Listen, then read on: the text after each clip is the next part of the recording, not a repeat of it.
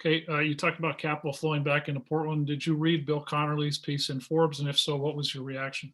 My reaction was that it was very, um,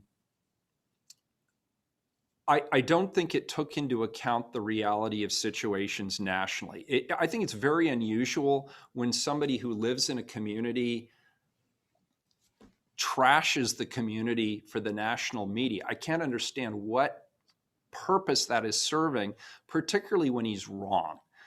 The bottom line is, if you actually look at the national data, there's a consulting firm out there. I forget the name. I want to say it's like Avenzer or something like that. They, Accenture?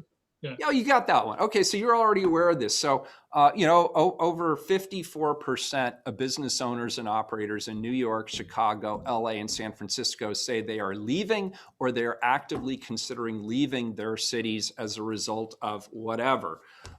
We're in that same mix. 80% of our foot traffic is down 80%, according to a recent survey by the PBA. That's largely due to COVID. 41% of respondents to a recent survey in Portland said that it was the COVID crisis that was impacting them economically. That's more than all of the other responses, including homelessness and livability and safety issues combined.